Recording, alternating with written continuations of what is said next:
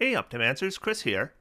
So I know that the thumbnail for this video looks like clickbait, but it's really not intended as clickbait. When I say that I think that we're getting 6th edition, not 5.5, with the 2024 release of the new Player's Handbook, I mean it. When I looked at this Unearthed Arcana, I was blown away. So this is the first Unearthed Arcana we've had for the new Player's Handbook. So this is giving us a good preview as to what we're going to see in the next Player's Handbook. And I think the changes that we see here are more than just revision or just cleaning up the current edition. This is like a new edition, or at least it seems that way to me, because there are some big changes here and sweeping changes. So what I want to do is I actually am not a fan of the way they presented this. They started with races and then backgrounds, and then they went into all the rules that are changing. So what I'm going to do in this review, I'm going to analyze the rule changes. I am going to give you my opinions on them, and I'm going to tell you which ones I think are the most powerful.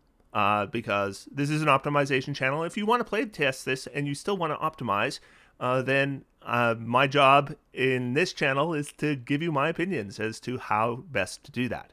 But I am going to go in reverse order. I'm first going to tell you how the rules are changing, like the big rules, and then we're going to go into the races and the backgrounds. And when it refers to some of these changed rules, I think it makes more sense. So I'm going to skip right to the back. So we're going to go right to the end of this.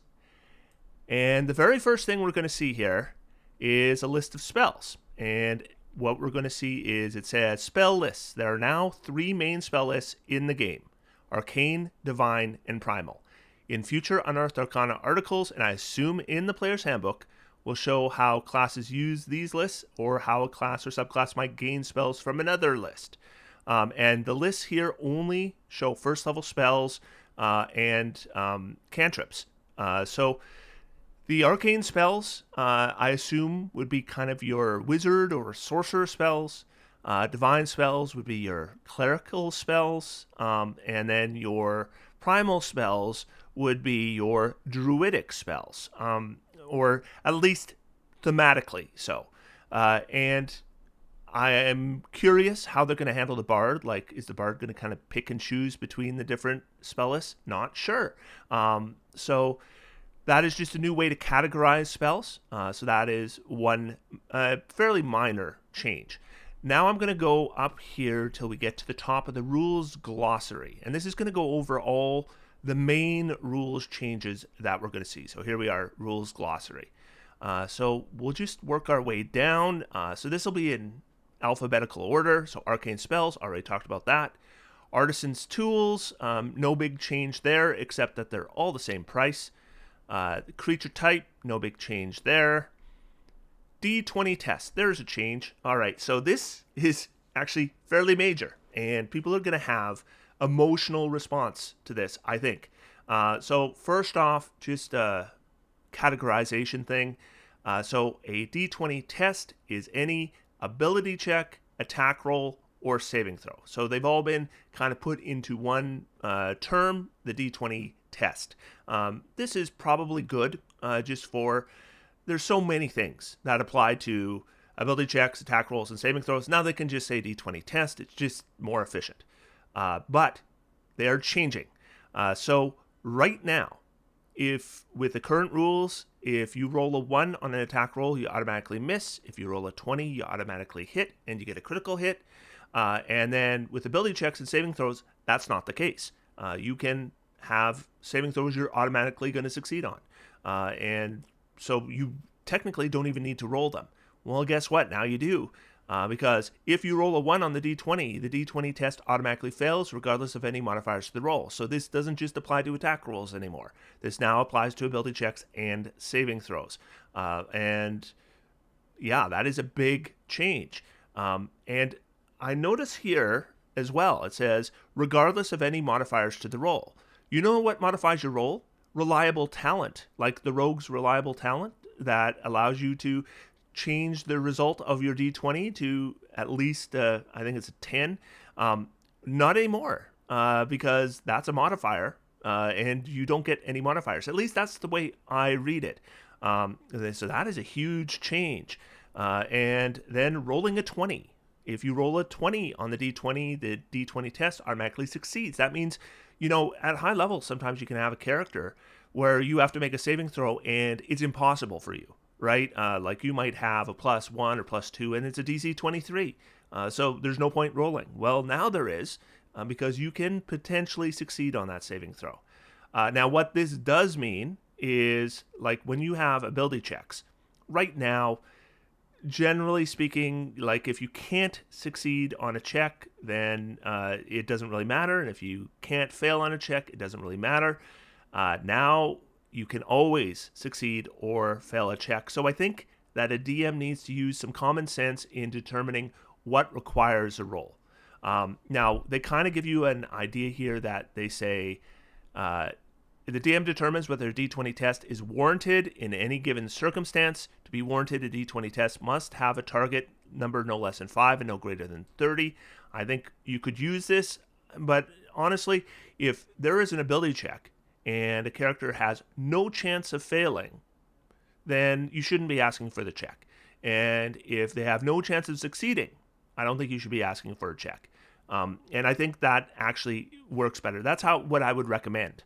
But that's not what they've written. They've said from 5 to 30, which I think roughly does the same thing, but not exactly.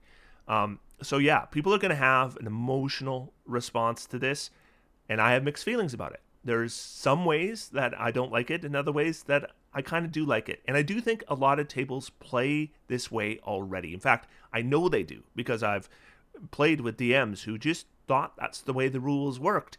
And then I correct them, like I explained that ability checks and saving throws don't have automatic successes or failures with 1s or 20s. And what I'll generally find is that the DM is kind of attached to doing it the way they have been doing it all along. So there's lots of people who play this way and enjoy it. So I wouldn't be a bit surprised if this makes it through to the Player's Handbook, because there has been a ton of playtesting for this already, and the people who do it seem to like it. So yeah, a lot of other people I've talked to already say they hate this. So you have a chance to give feedback on this playtest. If you love it or you hate it, I encourage you to let the designers know, because that could affect whether it goes through like this in the Player's Handbook. Critical hits. Okay, so this one, I love it and I despise it. I really, when we talk about mixed feelings, this might be the most emotionally charged change that I read. This is so different. Critical hits basically have been nerfed to oblivion. They only apply to player characters. So a monster can't roll a critical hit anymore. Just player characters can. They only apply to weapons and unarmed strikes, so you can't get a critical hit like with a spell anymore. And the critical hit only doubles the weapon damage die. That means you don't double your sneak attack damage. You don't double your smites. So all these ways to make critical hits like more dramatic, they're gone. So you probably already know why I kind of hate this, because critical hits can be dramatic and fun and exciting, and they're basically, that is gone, right? Those critical hits that everyone goes, wow, not anymore, right? They're just gone. However, on the other hand, D&D combat, especially at low levels, critical hits can make it really swingy, right? So challenges that weren't intended to be deadly can become deadly. And so by modifying critical hits and toning them down, it probably makes challenges less swingy, which is sometimes a better thing. Like, they're more predictable. So I kind of like that. So yeah, I have very mixed feelings about this, but I know a lot of people are going to despise this. In fact, I bet a lot of you are writing comments right now about how critical hits, you hate it. Now, I do think that this very easily could change. So again, give your feedback to the designers. Do you like it? Do you hate it? Or are you like me and you just don't know? I think I got to really play with it. There's almost a sense of loss, right? Like, you just remember those big critical hits just knowing they'll never happen again. So there's kind of that sense of loss, but I do appreciate why they have done this, right? And that is just to make sure that challenges are a little more balanced and a little more predictable. So yeah, mixed feelings on that one. All right, so Divine Spells, we went over that. Gaming Set is just a tool. They cost 1 gold piece. Grappled conditions. So some of the conditions have changed. Grappled changed, incapacitated changed, and there's a new condition as well called the slowed condition. So how has grappled changed? Well, first, what hasn't changed is it makes your speed 0. That has always been the case. One way it's changed is the attacks. So you have disadvantage on attack rolls against any target other than the grappler. So that is entirely new. I wonder whether, are they going to keep restrained? Or is grapple just replacing restrained because attacks affected? It's kind of half of the restrained condition right there. And then we'll move up here and we see movable. So the dragging portion of grapple is now included in the grapple condition, which I think is a good design move. It makes it more clear. The grappler can drag or carry you, but the grappler suffers the slowed condition while moving unless you are tiny or 2 sizes smaller than the grappler. And we'll get into the slowed condition. But I think it is a more elegant solution to grappling and dragging than the current player's handbook. In fact, a lot of this stuff, I think it's just better than the current player's handbook, even if it's not perfect. And then escape. So this is really different. So normally now to escape a grapple, you have to use your action, and then you get an ability check to try to escape. Now your chance to escape is built in, and it's not going to eat into your action economy.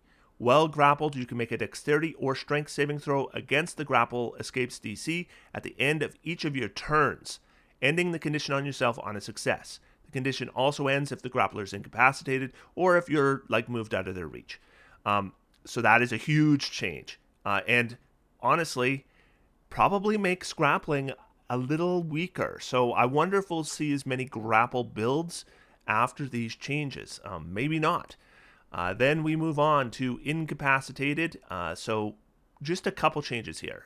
You still can't take actions or reactions. Your concentration is still broken. Different. You can't speak when you're incapacitated. And if you're incapacitated when you roll initiative, you have disadvantage on the roll.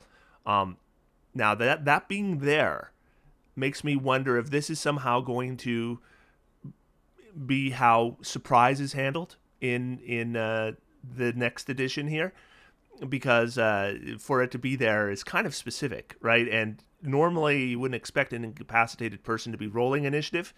The fact that they've included it makes me wonder if this is somehow how they're going to deal with surprise in the future. It kind of looks like that to me.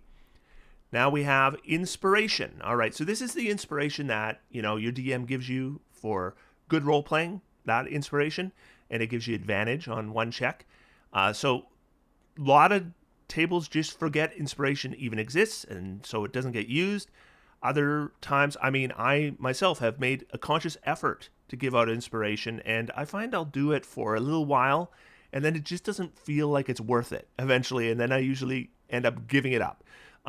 Or I forget about it.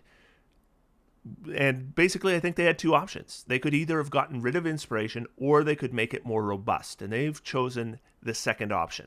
So when you have inspiration, you can expand it to give yourself advantage on D20 tests. That's the same. You must decide to do so before rolling the die. Gaining inspiration. The main way a character gains inspiration now is by rolling a 20 for a D20 test. So if they roll a test and they roll a 20, they get inspiration. And then they say, and the DM can also give it to you. But the main way is rolling a 20. Now, the smart thing here is you've put gaining inspiration in the hands of the player. So you roll your test, you roll a 20, and oh, cool, I get inspiration. And the DM doesn't have to remember about inspiration. So that's probably smart. The issue is sometimes how you play can affect how many rolls you make, right? I'm going to check this door, make an investigation check. Okay, I'm going to check for secret doors, make an investigation check. Okay, I'm going to look for any hidden enemies. Okay, make a perception check. If you can do that, if you can still do that in this next edition, then you could pretty much get your own inspiration because you roll enough and eventually you get a 20. So DM is going to have to kind of be a referee here to determine. Remember, you don't choose when to make the ability check. The DM chooses when you make the ability check. So maybe it's a case of, I'm going to investigate the door. Listen, make an investigation check. That's the room, right? Or maybe you find nothing and no roll necessary. So the DM's going to have to kind of keep their eye on this and make sure. Otherwise, it could potentially be abusable. And then, as before, you can only have one advantage. So you can't have inspiration more than once. But if you gain inspiration and you already had it, you can give it to another PC. So I like that. And then losing inspiration. I like this too. If you still have inspiration when you start a long rest, you lose that inspiration. So you have an incentive to use it.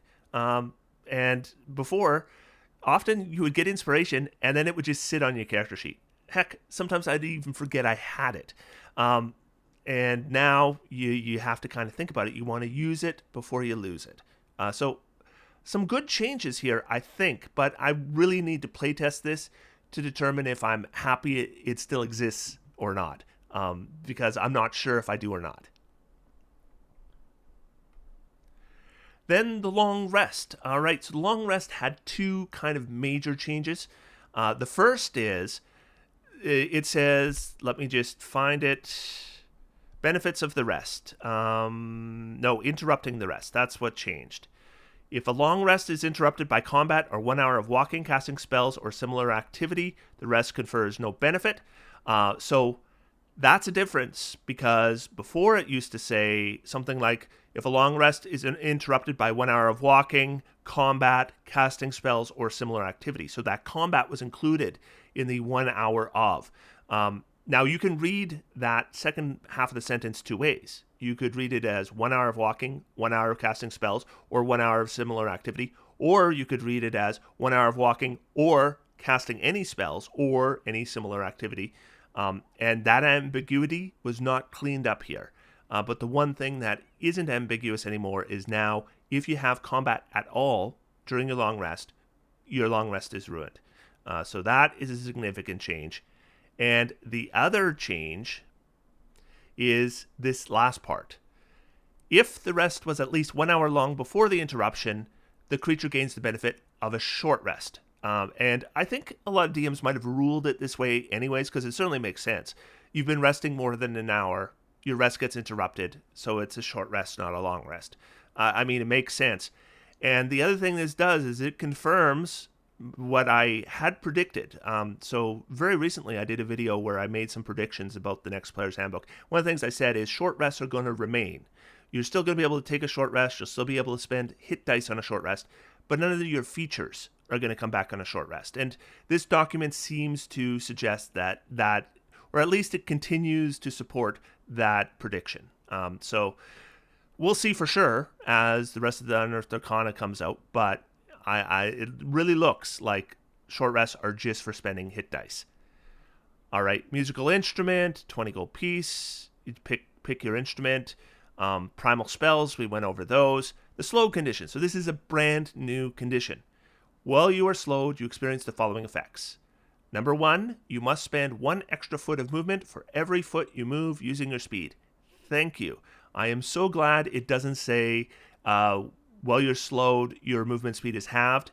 That is a terrible mechanic, right? Because what happens is, like dragging. So you grapple somebody and you drag them. Right now, your movement speed is halved while you're dragging. Well, so I'm grappling somebody. My movement speed's normally 30, becomes 15. So I drag them 10 feet and then I release the grapple.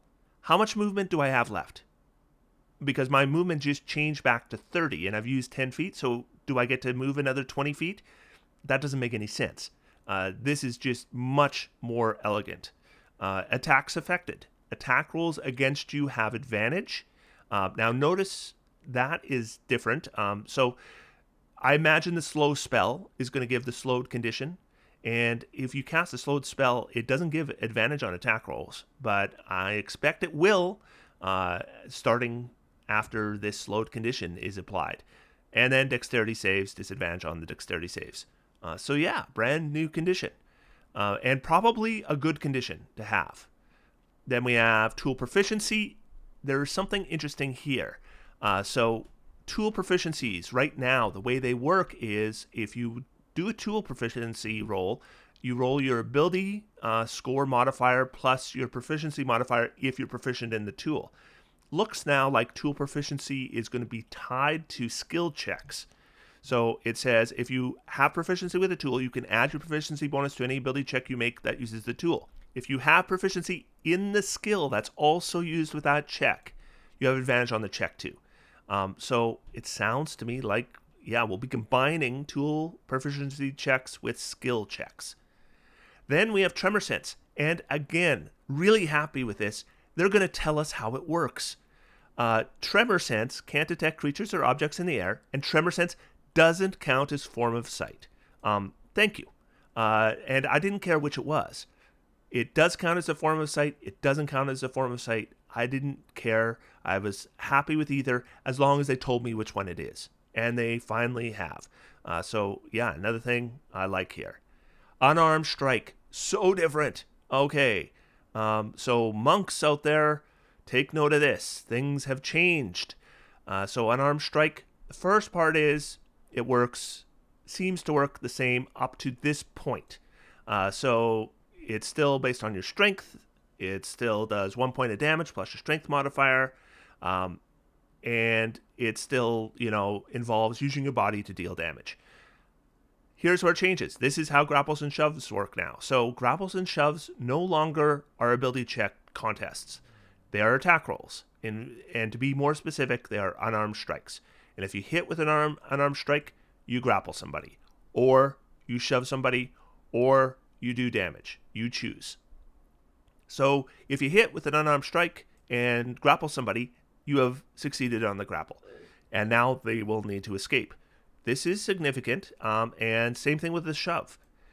So if we're, say, a monk and we're using Flurry of Blows, we could knock a couple enemies prone with it. That's something we just couldn't do before. And I think that makes monks a bit better, and hooray! Okay, let's move on. So we've gone through the rules glossary and already some big changes. But there's more. Okay, so let's talk about feats. This section offers a collection of first level feats, which are special features not tied to a single class. At first level, your character gains a feat from the character's background. So what is a first level feat? Well, each feat has a level. To take a feat, your level must equal or exceed the feat's level. What this means is that the feats are going to be staged based on level, and presumably the more powerful the feat, the higher level it will be. So the feats we have here, they're not going to be the most powerful feats. And what's interesting here is, so right now, Variant Human and Custom Lineage are the most powerful races in the game. Custom Lineage especially, because they can do a half feat at level 1. They can get that 18 starting ability score, plus they get the benefits of that partial feat. But this fixes that. So now there are no half feats that are first level feats. So Custom Lineage can no longer grab that half feat and get the 18 ability score. Secondly, these are the less powerful feats. So the immense power that Variant Humans and Custom Lineage got by accessing a feat at level 1, that is gone as well. Now they're going to have to access one of these less powerful feats, which I think balances them out really well. Never mind the fact that everyone's getting a feat. It's just that Custom Lineage and Variant Human, or now I guess the Human, would have 2 of these feats. So let's go through them. Basically, if it was already a feat in the game, it probably changed, and in some cases a lot. So first we have Alert, and Alert used to give you a +5 bonus to your initiative, and then you couldn't be surprised, and it affected how things that you couldn't see would attack you. It's all changed. Now, the bonus to initiative is equal to your proficiency bonus, and we get initiative swap. This is an entirely new feature. Immediately after you roll initiative, you can swap your initiative with the initiative of one willing ally in the same combat. You can't make this swap if you or the ally is incapacitated, Once again, they're linking incapacitated to initiative. Once again, I'm thinking somehow incapacitated, that is maybe what's going to be applied if you are surprised in combat. Now, this, I think, is the most powerful feat we're going to see on this list. Not that it's more powerful than some of the existing feats. It's not. But as far as these first level feats go, I think it's the best one. The initiative bonus is lovely to have. Initiative swap, I think, is really good. Just having that character you want to go first. Or just the order of which characters go when. One character is going to knock that enemy prone, and then the next enemy or the next character is going to get advantage from them being prone. Just those kinds of orders can make things really helpful if you can change the initiative order. So I think this is a good feat. Is it better than the initial alert feat? Maybe not, because I think that, except at very high level, the bonus to initiative is going to be significantly lower.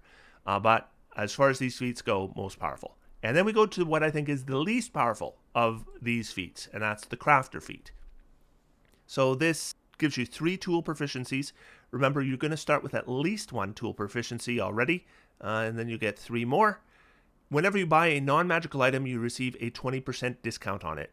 I mean, I'm not that excited about that. And then faster crafting. When you craft an item using a tool for which you have tool proficiency, the required crafting time is reduced by 20%. I mean, these percentages are pretty low for what is, not a huge part of the game. So, yeah, I don't think this is all that good. Let's move on to healer. Healer, significantly different. Like, really, really different. Once again, no prerequisite. You have the training and intuition to administer first aid and care for others effectively. Okay, so first we get Battle Medic. This is at least similar to what healer could do before, where you're using your healer's kit to heal hit points, but it's really different. What we do now is there's no limit for short rest or long rest. Instead, when we use it, the creature can use their hit dice. You roll the die and add your proficiency bonus, and that's how much they regain. So this is going to expend their hit dice. What this would do, though, is if you wanted to heal everyone up after a combat, but you didn't have time for a short rest, with Battle Medic, as long as you had enough uses of healer kits, you could do it really fast, right? It's just 1 action per hit die. And then we get healing rerolls. So this allows you, whatever you're rolling, if you're making a roll to heal somebody's hit points, any one you get to reroll. So, I mean, that's okay. So overall, I still think this is a decent feat, especially for this particular list of what we expect are the weakest feats. I think that having the Battle Medic use hit dice is kind of interesting. It's definitely limits it, right? Because those hit dice are going to run out. And the amount is less than it would have eventually been. Because the old version, I mean, you added your level. And now you're adding your proficiency bonus. So that's quite a bit less. Then we have Lucky. Now, you might be surprised to see Lucky on a list of the weaker feats. But guess what? Lucky got nerfed. Yes, it did. So that maybe isn't such a big surprise. I think a lot of people figured Lucky would be nerfed, and it is. So luck points are now equal to your proficiency bonus. Used to be 3 flat, right? Now you're going to start with 2, but eventually you'll have more than 3. And then we can use the luck points in 2 ways. The first is to give ourselves advantage. Now this is interesting because it says immediately after you roll a d20 for a d20 test, you can spend 1 luck point to give yourself advantage on the roll. Normally advantage is something that's applied before the roll is made. So this is kind of an interesting exception to that. And I have some questions. So what if you had disadvantage on the roll? So you started the roll with disadvantage, then you want to use your lucky feat. You've already rolled your 2 dice. You didn't like the results. What happens? Like, do you get to remove a die? Because advantage and disadvantage cancel out. Maybe. I'm not sure. You'd have to check with your DM. I guess that's the way I would probably run it, is remove the die of your choice. But then that kind of effectively gave you advantage, didn't it? So it's a little weird. Again, it's a little weird because you're applying it after the roll is made. And then the second thing I'd point out is if you had advantage on the roll to begin with. So you were already, let's say you're attacking and you're reckless attacking. So you got advantage. You roll your 2 dice. You don't like the results. Well, tough, because lucky isn't going to do anything for you because you can't apply advantage a second time. You already had advantage. So you won't be able to use lucky. So that's a big nerf. And then this also gets rid of, remember there was super advantage, right? So you had disadvantage and then you add lucky and you could roll 1 additional die and then you could pick any of the 3 dice as your result. So it was essentially like a super advantage. That's gone, right? You won't be able to do that anymore. Then here's another way that lucky has been significantly nerfed is disadvantage. When a creature rolls a d20 for an attack roll against you, you can spend 1 luck point to impose disadvantage on that roll. Nothing here about after the roll is made. So you apply disadvantage before the roll is made. Lucky was always used to cancel critical hits. Not anymore. That's gone. Now you basically have to guess which creature you want to have disadvantage on the roll. Is lucky still good? Yeah, it's still a good feat. I think it's still one of the better feats on this list, but it's nowhere near as powerful as it was before, and that's maybe a good thing, especially if you're going to make it a first level feat. So yeah, big nerfs there and big change there. Magic Initiate has exactly the change you would expect. So everybody knew Magic Initiate, it was going to let you cast a spell again using your spell slots, and it was going to let you choose the ability score that you use to cast a spell. Magic Initiate does both of those things. It actually does more than that. We can take Magic Initiate more than once. When we take it, we choose a spell list, Arcane, Divine, or Primal, which we've gone over already. And then you pick from that. And if you want to take Magic Initiate again, you can. And then you would choose a different one. I don't know why you would, right? I would never take Magic Initiate again. I might take it once, but I think that's where I would stop. Then you get your 2 cantrips. You choose from that spell list. Then you get your first level spell that you choose from that spell list. And like I said, 1 free casting. You can use your spell slots. You can choose your ability score. The other change, though, and I think this is a really cool change. Whenever you gain a new level, let me highlight this. Whenever you gain a new level, you can replace one of the spells you chose for this feat with a different spell of the same level from the chosen spell list. So, let's say I take this at level 1 and I choose the very powerful Sleep spell. Well, now I've got a great spell at level 1. And then I get to level 2, level 3. I'm not using Sleep so much anymore. Level 4, level 5. Now I'm never using Sleep. It's now not a good spell anymore. So now I can switch it. And I can take a spell that is still good at this level. Maybe Longstrider. So it would have to be from the same spell list. But yeah, that is a big advantage. And I think makes Magic Initiate significantly more attractive. So yeah, I think good feat, right? This one's good. Then we get to Musician. And this one is hard for me to evaluate because we're dealing with like new rules here.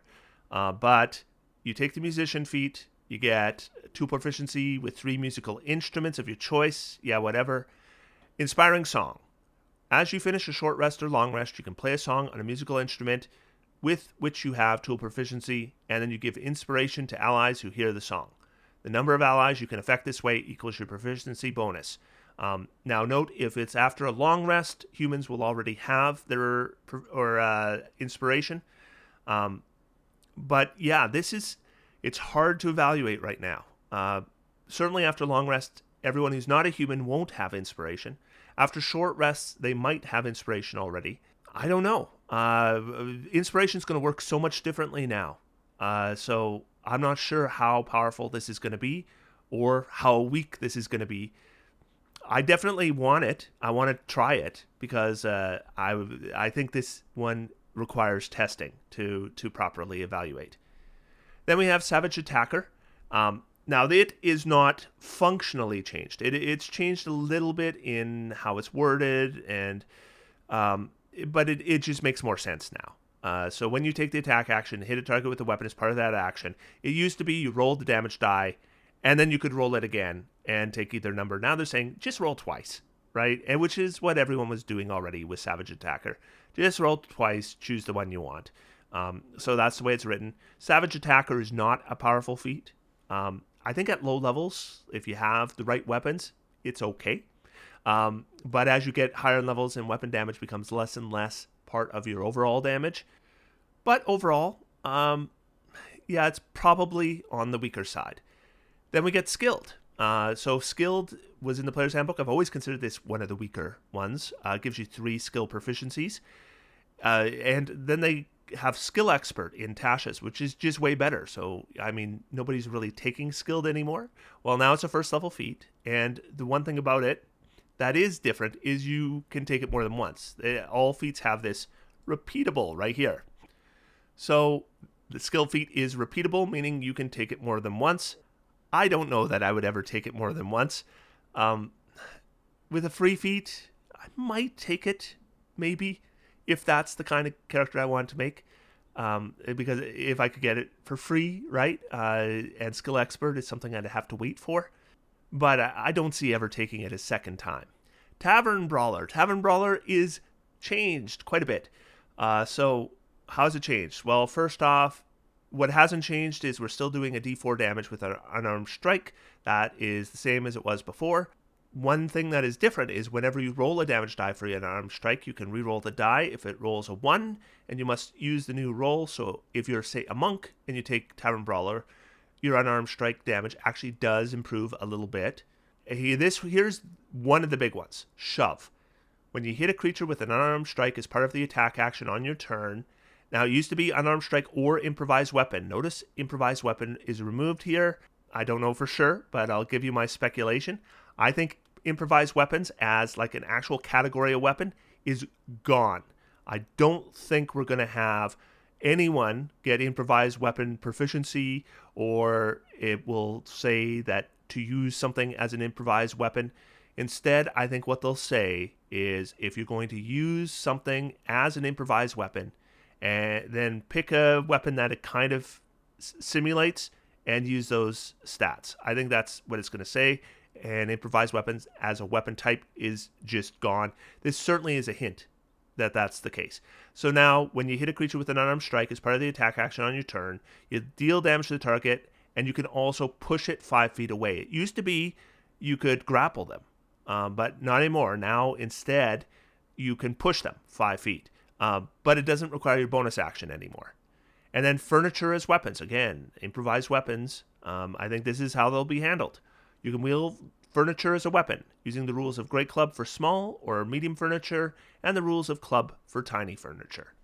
Yeah, some pretty big changes to Tavern Brawler. I think overall it's weaker, because I think shoving somebody 5 feet, that bonus action grapple was kind of a big deal, and to lose that kind of hurts. Now we move on to Tough. Tough is unchanged. This is the one feat that just wasn't changed at all. So yeah, Tough has always been a decent feat, and I think it remains a decent feat. I think the winner here, as far as feats go, is Alert. I think Alert did really well, but Tough and Lucky and Magic Initiate, I think, are still pretty darn good feats. So now we're going to move on to backgrounds. So backgrounds, big changes. You're getting a free feat, it's part of your background. You have 3 options to choose a background. The very first one they suggest is just build your own, right? You decide what your character has done before. We'll give you some guidelines for building the background, and then you just build it yourself. But they'll give you some samples, and there's a number of samples here that you can pick, and they follow the same rules, right? So it's like a custom background that somebody else did for you. I probably won't be using these very much when I do character builds. I'll probably just build my own. So if I want my character to have been an acolyte, I'll still do that, but I'll just work out where the ability scores are going, where the skill proficiencies are going, what feat is gained on my own. So here's what you do to build your background. When you determine your character's ability scores, choose 2 of them and increase one by 2 and the other by 1. Alternatively, choose 3 ability scores and increase each of them by 1. So you'll notice that this is under backgrounds and not under races.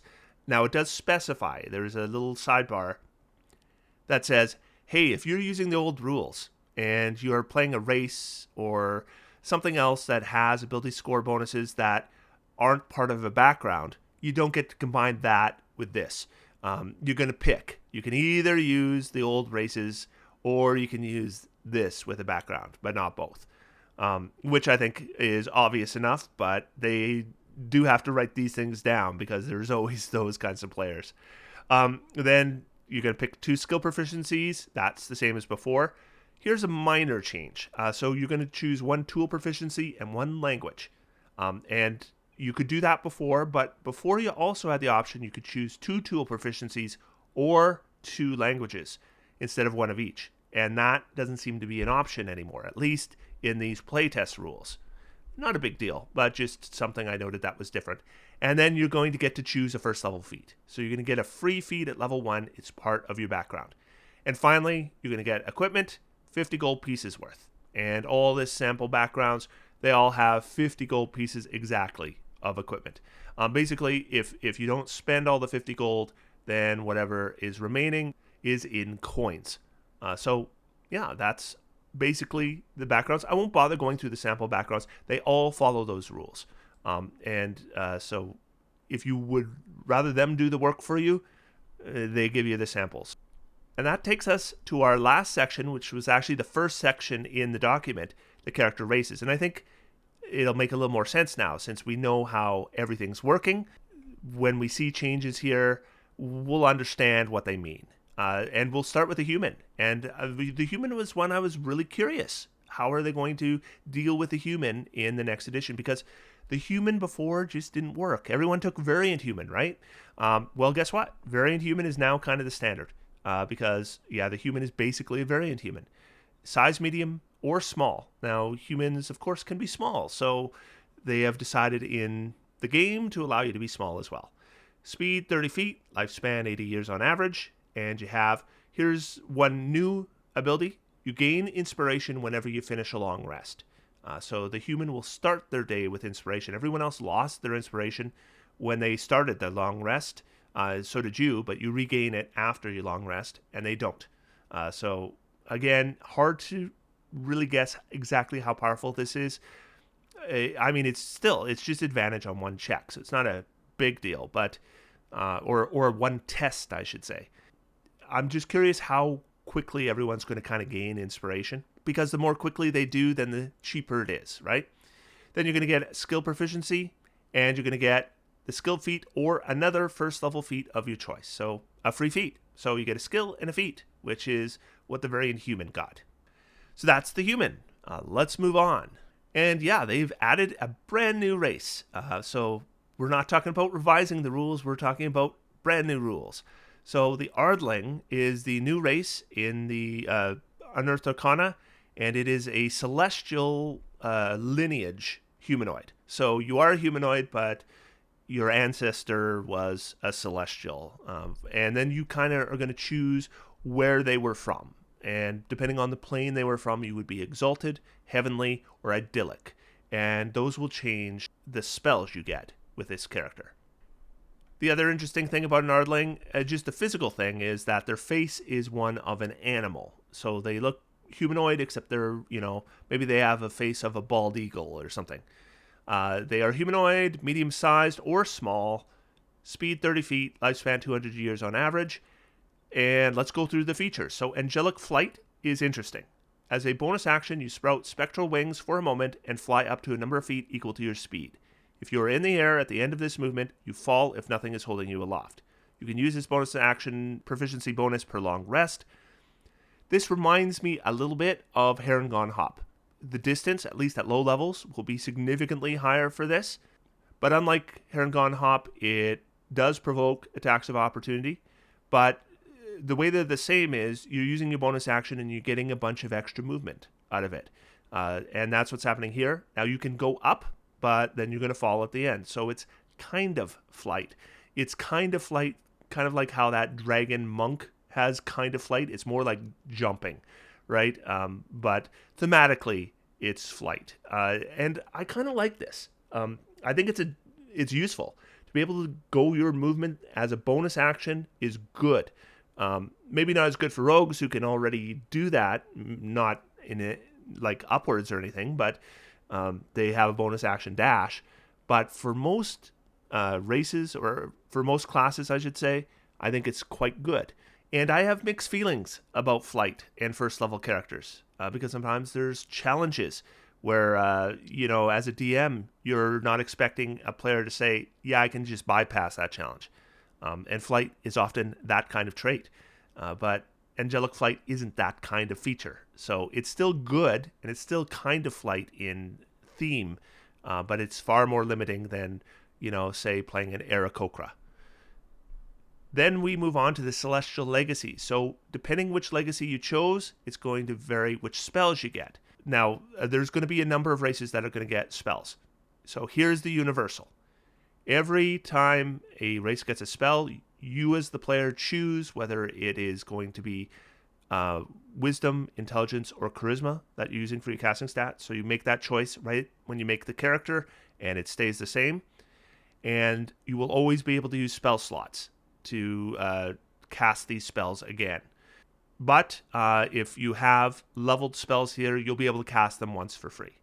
So Exalted, they'll get Thaumaturgy at first level, Divine Favor at third level, Lesser Restoration at fifth level. Heavenly, you get Light at first level, Cure Wounds at third, Zone of Truth at fifth. And Idyllic, we're going to get Guidance at first level, Healing Word at third level, Animal Messenger at fifth. Now, we should just acknowledge that spells are going to change too, right? Just as races have changed in this document, I wouldn't expect spells to all remain the same. We're going to have an Unearthed Arcana for them. But for now, playtesting this, we'll use our existing spells. And with our existing spells, I think Idyllic is the best one. Guidance is the best cantrip here. Healing Word is the best first level spell here. And the Animal Messenger, I mean, it's okay as utility. But none of them are all that great. The second best one, I think, is Heavenly. I think Light is a decent cantrip. Cure Wounds is an okay first level spell. A Zone of Truth, again, occasional utility value. Exalted, I think, is the weakest. Thaumaturgy is largely flavor. Divine Favor isn't very good. Lesser Restoration's okay, but, it's not something you're going to be casting every day. So sometimes you're just not going to get that use of it. Yeah, I would say Idyllic is the best, Heavenly second best, Exalted third best, at least in terms of power. And finally, you're going to get a damage resistance, and that resistance is to radiant damage. If I had my choice of damage resistances, Radiant would be, I think, my last.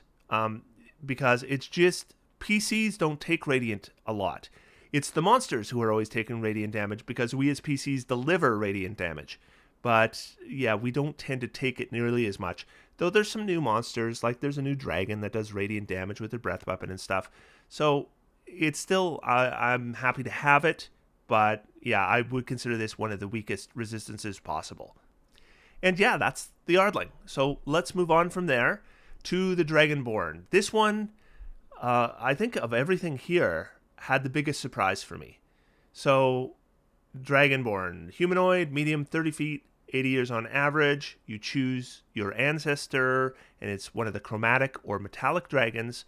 And the Dragonborn in the Player's Handbook was generally considered the weakest, I think, of the races because the breath weapon wasn't very good.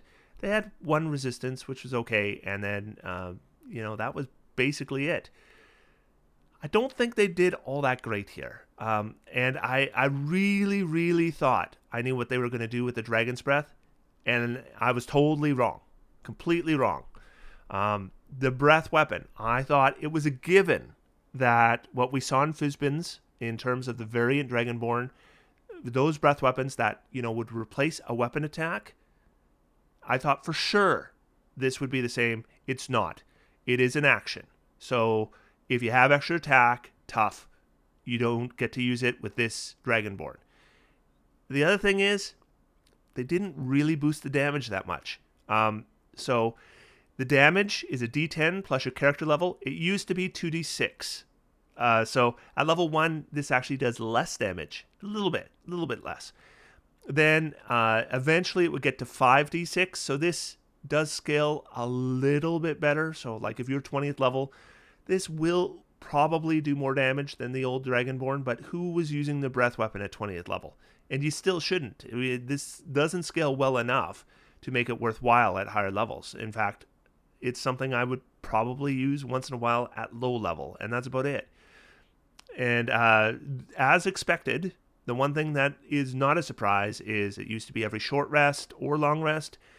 And of course, it's a feature, and features don't come back on short rests anymore. So we get our standard proficiency bonus per long rest. Another thing that got worse. So it used to be, depending on what you selected, you could have a 15-foot cone or a 30-foot line for your breath weapon. You don't get that selection anymore. Now you just have 15-foot cone, which was maybe the better one. It depends, but just less you can customize.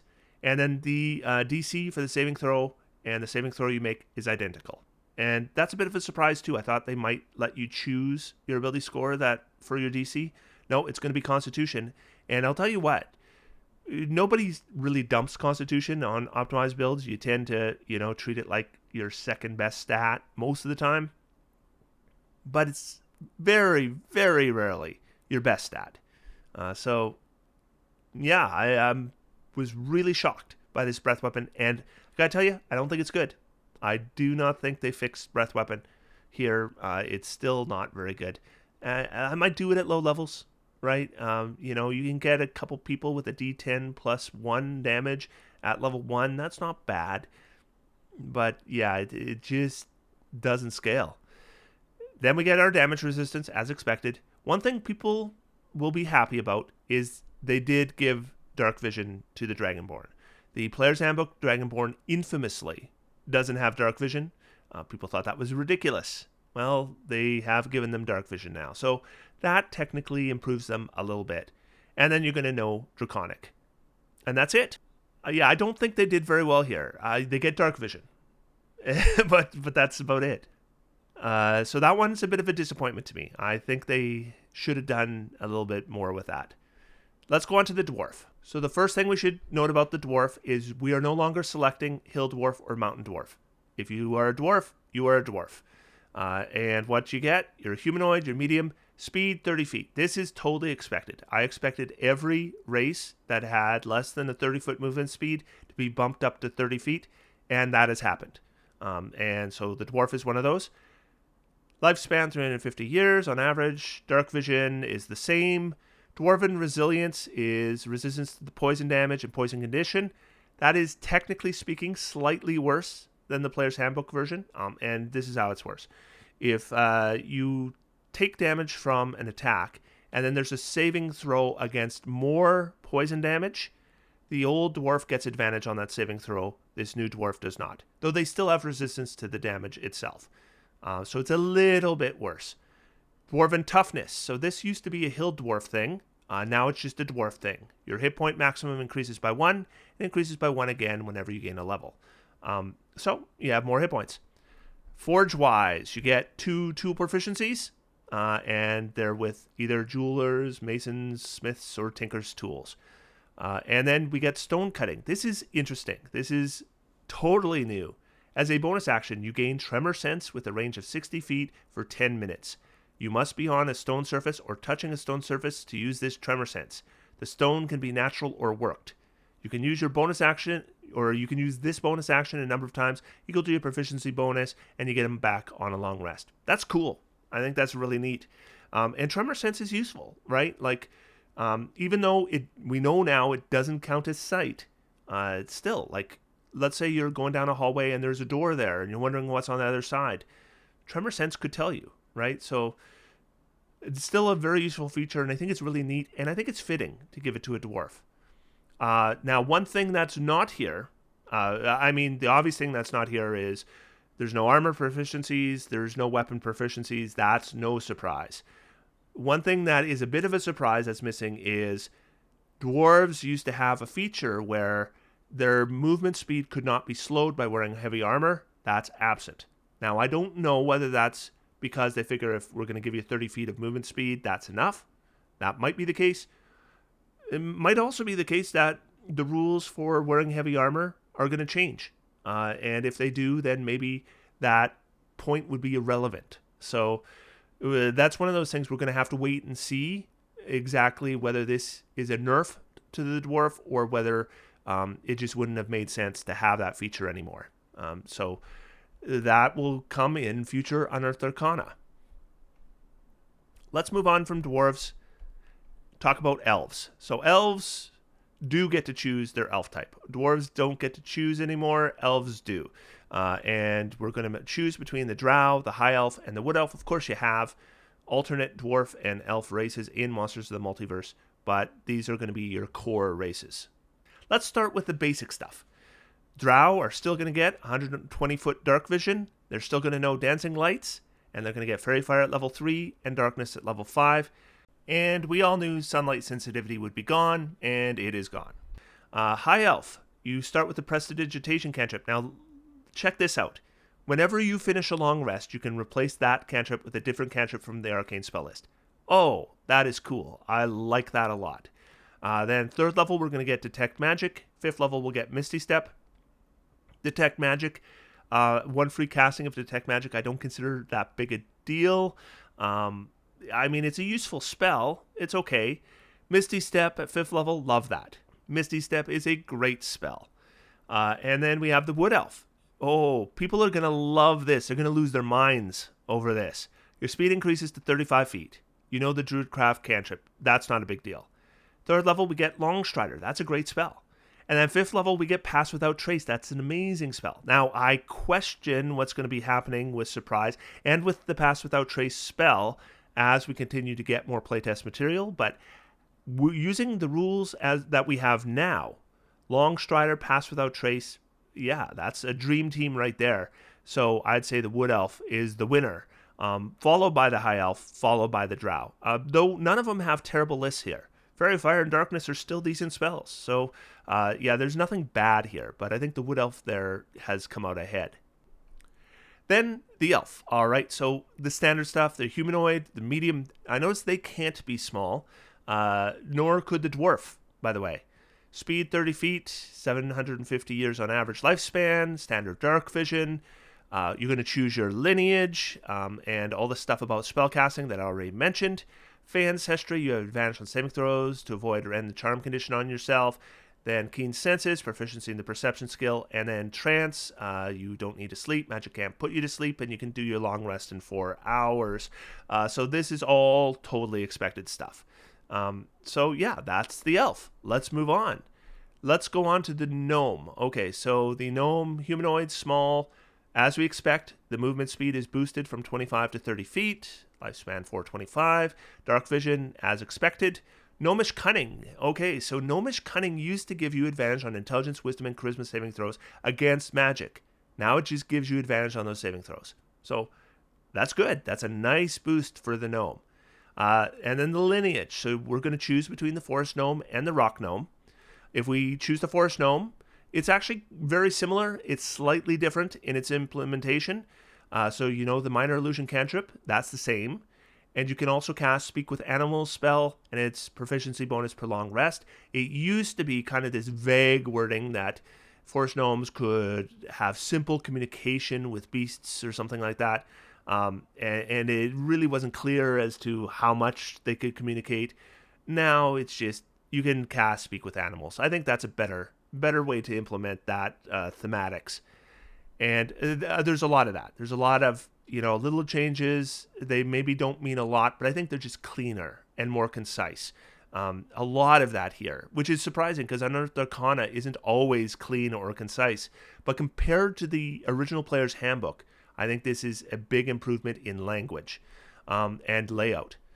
So Rock Gnome, the mending and prestidigitation cantrips. Rock Gnomes didn't used to get spells, so now they get a couple cantrips, which is nice. And then they use their prestidigitation cantrip in order to make their clockwork stuff. So they've always been able to make these like little clockwork toys. They still can, and they still can have up to 3 at a time, except the difference is now what you do is you create it and you choose one effect from prestidigitation. And that's what it can do. And then you use a bonus action to activate it, and then it does that thing. So I kind of like that. It used to be you had this entirely different list that you had to go through and figure out what your clockwork did. Now it's kind of easy. We're going to kind of combine prestidigitation with the clockwork magic or the clockwork device. And I think that's a pretty clean fix. So yeah, the gnome, I definitely think the rock gnome got a nice boost. It probably needed one. And the Forest Gnome is largely the same. I just think it's cleaner, except everybody got this advantage of Gnomish Cunning, which is better, and their speed, which is better. So yeah, Gnomes are better. Gnomes are better than they used to be. Halfling. Halfling is my favorite race in the game. Has always been my favorite race. I think every edition I've ever played, Halfling has always been my favorite race, and it still is. And I like what happened here. So first off, we're no longer choosing Lightfoot or Stout. We're just a Halfling. We keep Brave. Brave is the same as it was before. Advantage on saving throws to avoid or end the frightened condition. Halfling Nimbleness is the same as before. Whoops, this is the one that allows us to move through like even enemy creatures. And then Luck remains the same. However, Luck is better, right? Luck is functionally better than it was because remember, Natural 1 is now a fail on any test. Halflings get to re-roll it. That's great. So Luck is better than ever, and I've always loved Luck. But now I love it even more. And then this, I guess, kind of replaces you choosing your subrace. Naturally stealthy, you get proficiency in the stealth skill. I'm fine with that. I think that's fitting for halflings. And of course, we get the speed of 30 feet. Hooray. So yeah, I think halflings did pretty good here. Just bumping up their speed to 30 feet and the fact that luck is better. I think those two things make halflings a little bit better than they were before. Super excited to watch people roll ones and automatically fail, and then I've got a halfling, and that doesn't happen to me. Unless I roll 2 ones, which, of course, is always possible. Then we have the orc. So I will discuss why the orc is here later, because it's very clear to me why the orc made it to the player's handbook. But first, let's just say that if you've seen the orc in Monsters of the Multiverse, that's what's here. It's identical. Word for word, the same as Monsters of the Multiverse. They are just putting it in the player's handbook. So it's going to be a core race moving forward. So let's move on from the orc to the tiefling. With the tiefling, it used to be you didn't have subraces, though there were variants included in a later supplement. Now in the player's handbook, you're going to have subraces to choose from. And like with the Ardling, it's based on what plane your ancestry comes from. So we can choose Abyssal, or Chthonic, or Infernal. And then that will affect not only the spells we get, but it's also going to affect the resistance we get, which is kind of interesting. So Tiefling, you can be medium or small. You chose when you select the race. You're humanoid, speed 30 feet, 100-year lifespan. We get dark vision just as before. Like I said, we're going to choose our legacy. Otherworldly presence. You know the Thaumaturgy cantrip, so all Tieflings know the Thaumaturgy cantrip. And you use the same spellcasting ability you use for your Fiendish Legacy trait. And again, this is the universal thing with spellcasting, so I won't go through it again, but you know what it is. So let's move on to what they get. So the Abyssal, they get resistance to poison damage. They know the Poison Spray cantrip. They get Ray of Sickness at 3rd level and Hold Person at 5th level. Overall, I think that's pretty weak. Poison Spray is not a great cantrip. Ray of Sickness is not a good spell, in my opinion. Hold Person is okay. And resistance to poison damage, that's all right. Poison comes up a reasonable amount. But I'd say of the 3, this is the weakest. Then we move on to Chthonic. Resistance to necrotic damage. So that's interesting. You know Chill Touch. Chill Touch is a decent cantrip. You know False Life. You know what? If I can cast False Life for free, I will. So it's definitely a spell I would use. And then Raven Feeblement, not a huge fan of that one. So I think Chthonic is doing better than Abyssal, but it's still not fantastic. Then we go to Infernal. Resistance to fire damage. That's good and familiar. You know the Firebolt cantrip. Good cantrip. Hellish Rebuke. It's not a great spell, but I'll tell you what. If I can cast it for free, and it's a reaction, which it is, then I will use it. So it'll get used, and it'll do a little bit of extra damage. Probably wouldn't use any spell slots on it, though. And then Darkness. And Darkness is something you can build around. I kind of think Infernal is maybe the best of the 3, but it's between it and Chthonic for sure. Abyssal, I think, is a little bit weaker. The spells just aren't as good, though Hold Person is okay. And yeah, so that is Tiefling, and that is the final race. Now, now is when I want to say why the orc is here. Because you know what's not here? The half orc. You know what else isn't here? The half elf. Half orc and half elf are gone. And yeah, Jeremy Crawford said how will be handled in the future. So if you want to play a half orc, you certainly can. But you're just going to choose your parents. So let's say you are the traditional half orc. So you're half human, half orc. Then when you make your character, you're going to say, okay, well, I'm a half orc, but I'm going to use the traits of the orc, or I'm going to use the traits of the human. And you pick, and you being a half orc is largely a flavor and concept thing. But in terms of mechanics, you're just picking one of your parents and you're going to get their racial features. And the good thing about that is it opens up everything, right? So now if I'm a half orc, I don't even have to be half human. I could be half orc, half tiefling, right? So it opens up everything. On the other hand, there's no mechanics for it. So it's just flavor. Half elf, I'm not sure it really had a place as a distinct race in D&D anymore. But half orc, especially half orc, it's been around since first edition. And you know what half orc was? It was the race you could play if you wanted to play an orc, because orcs weren't available. Orcs are available now. So why play a half orc? So yeah, I get why the orc is here. Although it's already printed in Monsters of the Multiverse, they clearly just wanted to make it clear this is a core race. You're allowed to play it. So let me sum up. First off, I hope you agree after going through all of those changes. Like, every race is either gone, changed, or new. Every single one. The feats are all different, and they're handled differently. They now have levels attached to them, so you can take them at different times. We have changes to conditions. We have new conditions. Backgrounds are significantly different. There's changes to the way ability checks are handled, saving throws are handled, inspiration. I should specifically mention grapple and shove. Big differences there.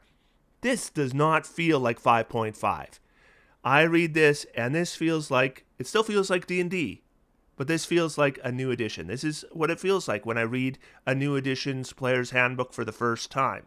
It's like, wow, there's a lot of familiar stuff here, but it feels so different. This feels like a 6th edition to me. I know they're not going to call it 6th edition. They're going to call it 1D&D. That's what it's going to be called. And they want to kind of get away from calling things edition, because, you know, when you start saying 6th edition, 7th edition, 8th edition, it generates less excitement, right?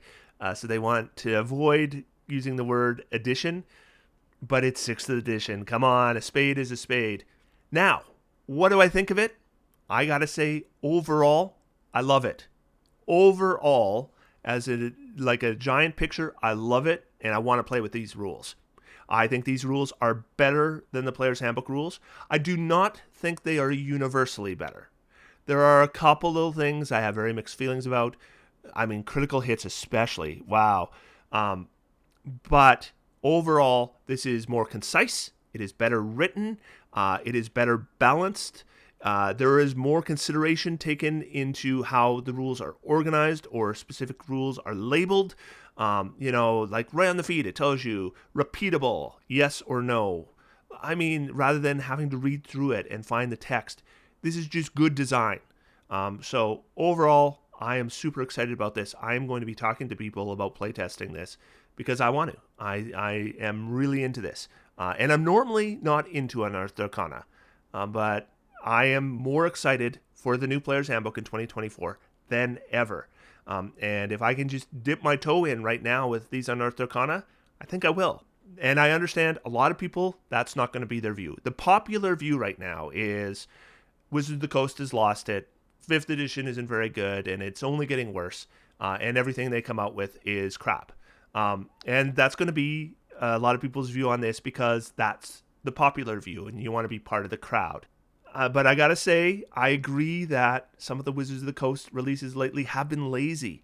I mean, Spelljammer is lazy. It is so short and so little detail. Why are you releasing an entire book that thin? and doesn't make any sense. Though it might make sense if Jeremy Crawford is spending 12 hours of his day working on 6th edition, and then he's got half an hour to go Spelljammer, right? Yeah, everything you guys are doing is fine. I mean, because that guy has got to be working some serious overtime right now. So that might be what's going on. But this is good. This is good work. It is not perfect. I think the critical hits is something I'm going to have to play with and get used to decide whether overall I like it or not. Same thing with inspiration. I might play with it for a couple months and decide, you know what, I don't like this as much as the old one. That might happen, but there's a lot here. And if we take it as an entire package, I'm really happy with it. And for that reason, as Unearthed Arcana comes out for the new Player's Handbook, I will be talking about it here. Otherwise, until next time, I'm going to sit back, relax, and have some fun. D&D is for everyone. Thanks, everybody. Talk to you soon. Let me know what you think about this in the comments below.